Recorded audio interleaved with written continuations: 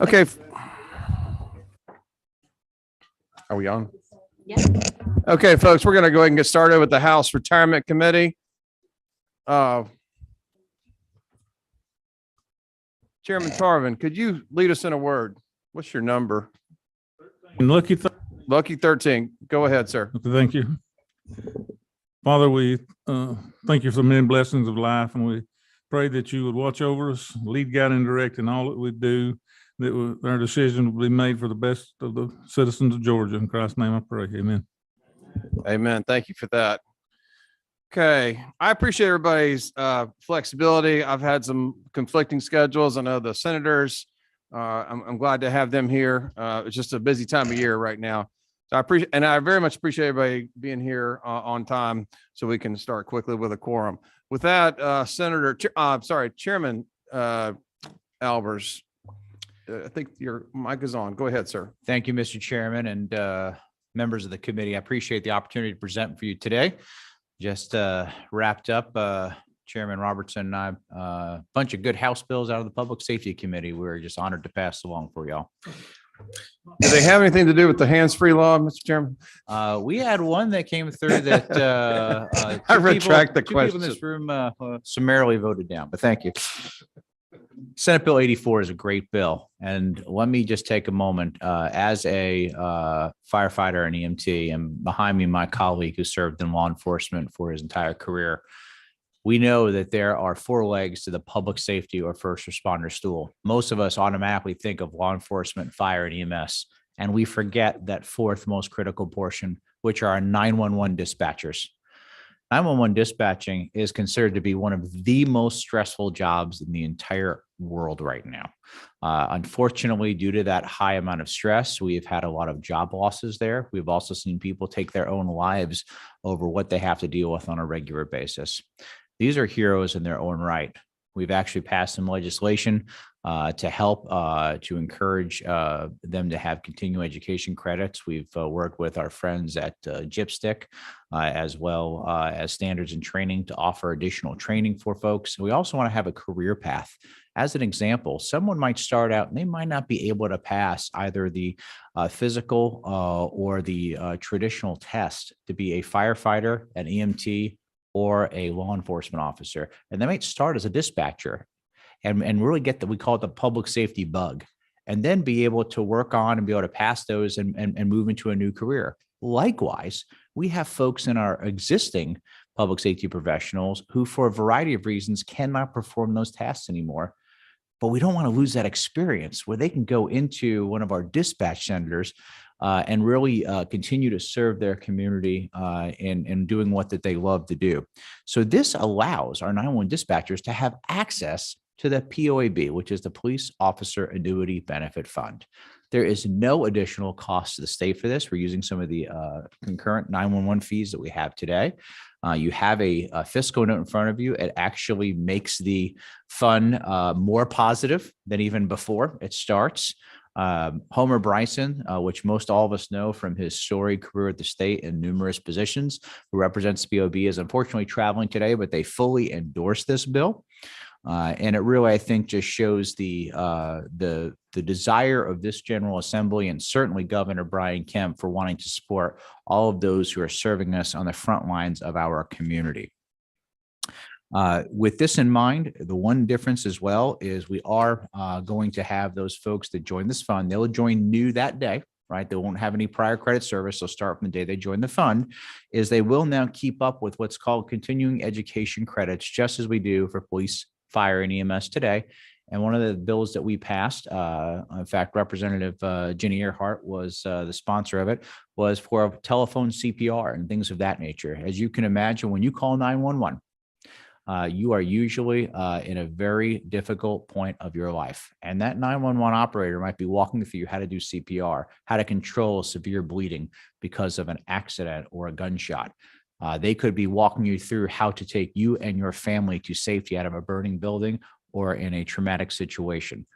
These are, again, these are heroes in their own right who don't often get acknowledged. And I believe this is a great way in order to encourage more people to both stay and come into this field. So with that, Mr. Chairman, I yield for any questions. Thank you, Senator Albers. Appreciate you I just appreciate you bringing this forward. It's my understanding, I don't have any questions yet from the committee, but I'm happy to take some. It's my understanding that communication officers don't currently have a retirement benefit. Is that completely correct? That is correct, Mr. Chairman. So in this case, they would be able to. So not join even a the- defined contribution plan? Well, so they work for individual cities and counties, Right. right? So if a city or county has a local plan, they could opt into. However, one of the reasons we have both the POAB for our law enforcement and the firefighters pension plan is because most do not, and even some that used to, don't have it for newer folks anymore. So this allows for Okay. a single plan that everyone could have access to. And Got it. again, this already exists. The fund's been around for decades, been very successful, and they are encouraging this process. Very good. I think you have a question. Chairman, is that Watson or LaRicchia? Chairman Watson. Thank you, Mr. Chairman. Mr. Chairman, I may have missed this, but how long do they have to serve in this role before they will qualify for benefits? Well, so they can begin, you pay into the fund, right? So it's a fee that you pay on a monthly basis. So they can begin participating in the plan right away, but then they have to accrue a certain amount of service in the POAB before they draw benefits. And I'm trying to remember, do you remember how many years to vest? 10 years to vest. That's what I thought it was. Typically somebody, obviously we want them to go to a full 25, 30 years to get the maximum benefit from the fund though. Thank you. So just so I understand that correctly, the bill would go into effect July 1st. Someone would need to be new into the plan starting July 1st. And they would have to accrue 10 years of service before they start receiving benefits, correct? That would be correct. And yes. obviously meet retirement age. Right. Chairman Watson, does that answer your question? Okay. I had another question, number 17. Is that Mary Frances? Thank you, Mr. Chairman. I just wanted to say I actually happened to be on the phone with a 911 operator within the past 6 months. And I had a young woman in my house who was having seizures. And it was, this 911 operator was so incredible that I contacted Cobb County. She told me how to check on the young woman. She stayed on the phone with me and she told me when the EMTs would be coming. She was really absolutely incredible. And it just makes a huge difference when you've got really well-qualified people who really know what they're doing and do a good job. And it was an outstanding experience under the circumstances. Thank you Wow, for sharing I that story. understand. Thank you for that, Mary Frances. Number one, I think that's Representative Mallow. Thank you, Mr. Chairman. Just a couple quick questions with the 911 fees collected. Would there be a change in currently how the 911 fees are distributed by this bill? I saw the 25 and 75. I know locally in Savannah, Chatham County, there's a push to want to increase that fee because of the cost to hire more operators that want to be able to pay more. So my concern is just with the breakdown of the fees collected and how we're distributing them. No, this is the fees we're already collecting, and I've got some friends with GMA who are here, and formerly Michael Nix, who many of you may know, who just retired from the state and took a job with Chick-fil-A. However, we're able to use existing state funds that are coming through those fees. So if Savannah, Chatham County want to do something over and above, this would not impact what they might want to do. Thank you. Representative Mallow, does that answer your question? Okay. I have one more, number 23. Representative Benton. Thank you, Mr. Chairman. Senator, on the actuarial report, it says that the substitute bill will result in additional first-year cost of $1,247,000. Where is that going to come from? Well, the original bill or the substitute bill? The original bill was different, and I'm sorry. then what we worked on for the secondary bill that we ended up passing from the Senate. Okay, Actually, the fund, it becomes more positive, not negative. okay. And I did speak in error. Director Bryson thankfully my was fault. listening to us online. It's 15 years to vest, not 10. Okay, we got, all right. I'm sorry, Representative Work, you didn't join me here. Representative Benton, does that answer your question? Okay. Thank you. Well, I appreciate you bringing this bill, and it's my understanding that the DOR fees go from 1% of the 911 fees collected to 0.25%. Has DOR weighed in on this? Are they We've what gotten have- thumbs up from all folks involved in this process, from the DOR to all of our supporters and law enforcement as well. Thank you. And thank you again for bringing this bill. Representative LaRicchia. Thank you, Mr. Chairman. At the proper time, I'd like to make a motion. I'll recognize you for a motion. Move do pass. Move to pass. I have move to pass in a second. Any further questions or discussion? What about online, Sarah? Yeah, Wilkerson, yes. Oh, I'll wait for the motion. Okay, hold on, David. I'll wait. Hold on, Mr. Witt. No further discussion. All in favor, say aye. Any opposed? Bill passes unanimously. Thank you Thank very you. much, Chairman. John, John, I bring up a form to get you to sign for the I House will. Rules I was Committee? going to recommend you do that, John, Thank you. actually. And who's going to be carrying this bill for you on the House floor? That's a good question. I think Representative. Carrying that's okay. That'll be fine. That'll be fine. Senator Robertson, you want to come on up? Yes. Thank you. Appreciate it. Thanks, buddy.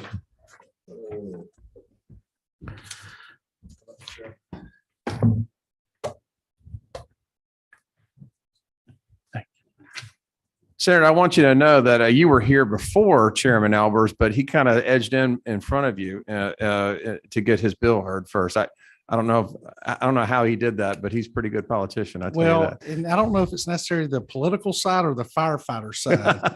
It might be. I try to allow my brothers who wear those plastic helmets to go ahead because they tend to doze off. And so, Mr. Chairman, point of order. Isn't it true that God created firefighters, so police officers have heroes? Isn't that true? Oh, I don't want to go there. Not this late in the session. yeah, knowing that God's a police officer, that's probably not a good question to ask. Senator Robertson, tell us about Senate Bill 281. Yes, sir. Senate Bill 281. And I'm reading off LC 431899, Mr. Chair. As passed by the Senate, all this does is allow for dues increase into the sheriff's retirement fund. It has some slight fee adjustments in the courts dealing with civil actions, and also increases the premiums to sheriffs themselves. If you'll notice on line 33, you'll see there where the fee increase when the individual tenders their application goes from $37.50 to $65. And all this does is allow the sheriffs to remain in charge of their retirement as far as the fees go and increase some of the benefits that come out of that. I do have the sheriff's executive director of the Georgia Sheriff Association, Terry Norris, here for any of the in the kudzu questions related to how the fund operates and other things. The lion's share of the changes that currently are in the Georgia Sheriff's Retirement System are on line 73 to 84. And then if you go over to line 102, line 113, you see the small adjustments there collected for each civil action. This legislation has a zero cost to the state. And I am happy to answer any questions. And again, I'm happy to ask my colleague, Terry Norris, to help out with any questions that may be in the weeds. Thank you for that, Mr. Senator. I appreciate that. Any questions from the committee? And we do require that sheriffs not hold their phones when they drive too. I like that already. Unless it's an emergency action. Can I call that the Setzler Amendment? Can we pick somebody else? Fair enough. Vice Chairman Kirby, I think I saw your light first. Yeah, thank you, Mr. Chairman.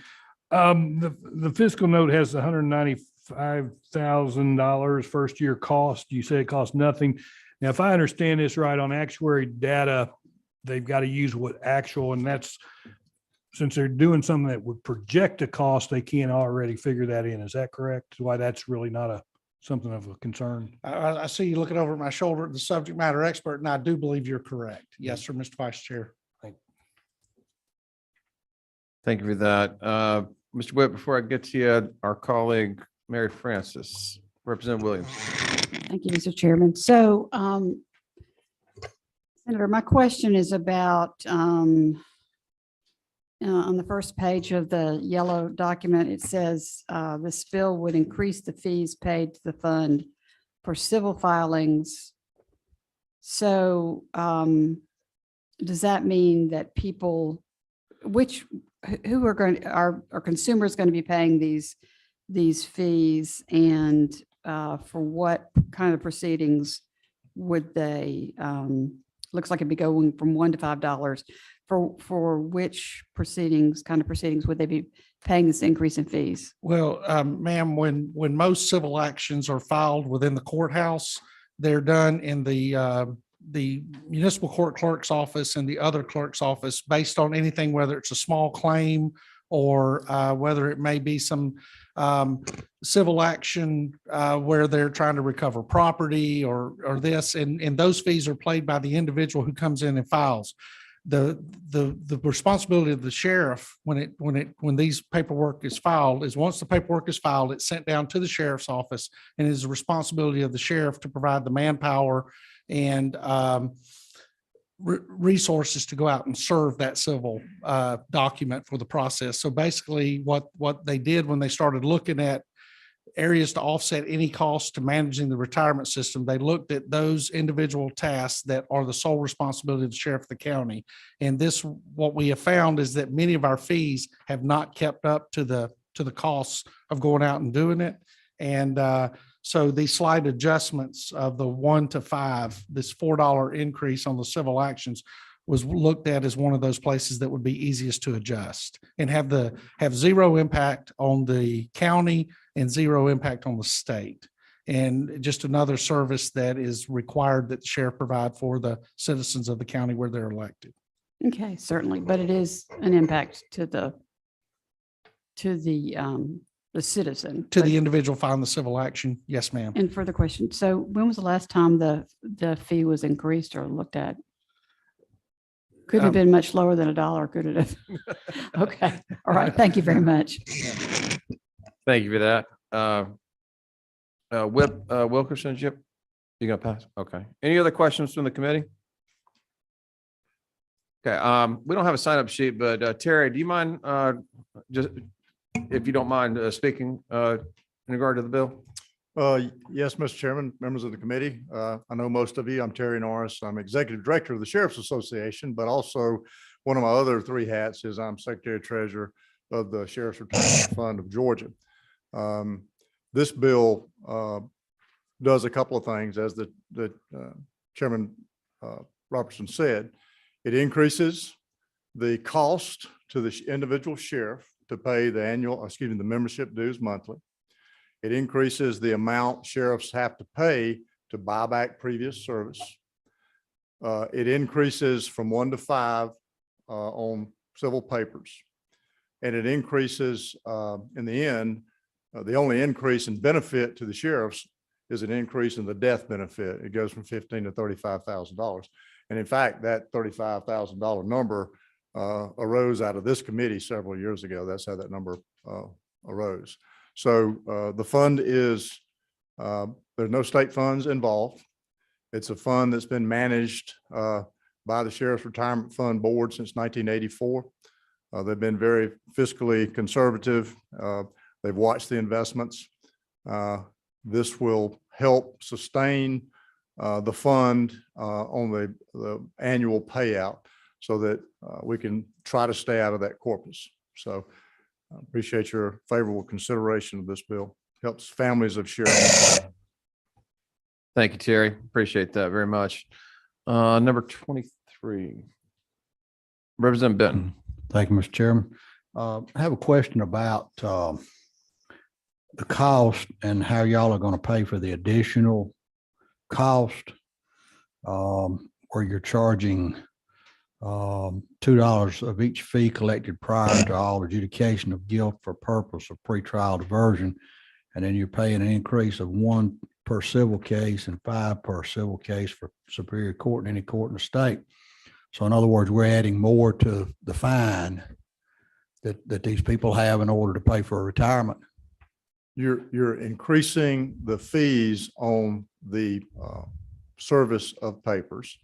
And on the $2, and I did fail to mention that, thanks for bringing that up. This legislature and our state policy over the past few years is to try to avoid prosecution of certain types of offenders. And when you avoided prosecution, what happened was there was a lot of accountability courts that these folks have been benefited from. When that happened, a lot of the fine revenue went away because there were no fines. There were pre-adjudicated cases.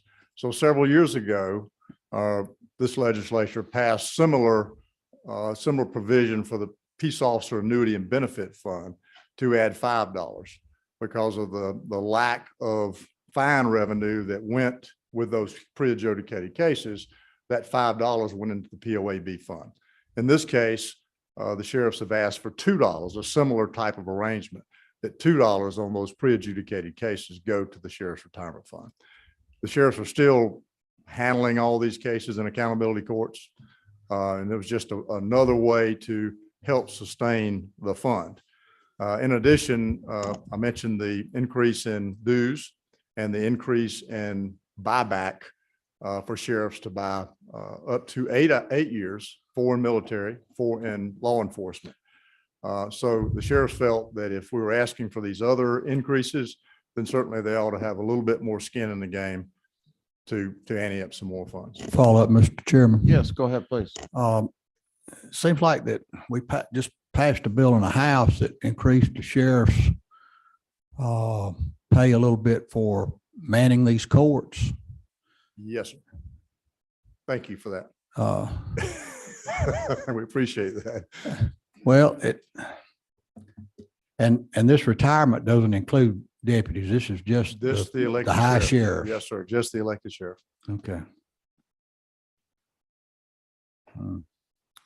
Seems like we had a pretty good discussion on this a couple of years ago where we turned down some retirement plans because they were wanting to increase fees and stuff. Is that not true? I'm unsure of that. We have had a similar bill in the House before that did not pass for a couple of reasons, mainly timing it in the session in 1 year. And then there were some unrelated matters that cost us some time on this bill in the House.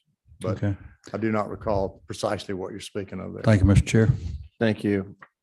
And Mr. Chair, if you will, to Chairman Benton's concerns, once I dropped this legislation, I was contacted by a couple of sheriffs that were promoting a much more, what I feel, unreasonable plan.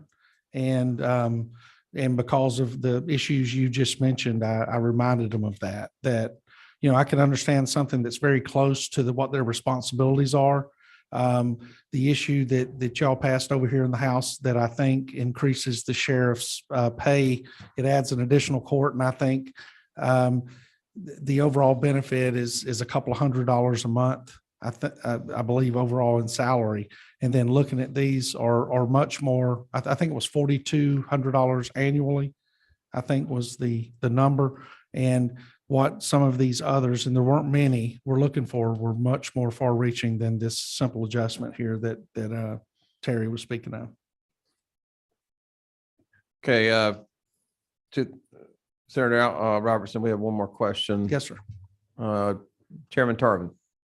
$4,400 a year. So Yes, sir. I think I asked this a couple of years ago, but to clear it in my mind, so the person is getting the paper served on them pays the money. Is that correct? Not the person, Whoever's filing or asking for that paper to be served. the person who asked for the paper to be served is paying that fee, not the person you're serving the paper on. Correct. Okay, thank you, sir. Any other questions for the committee? Any questions online? All right.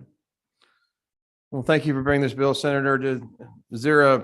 What's the will of the committee in regard to this?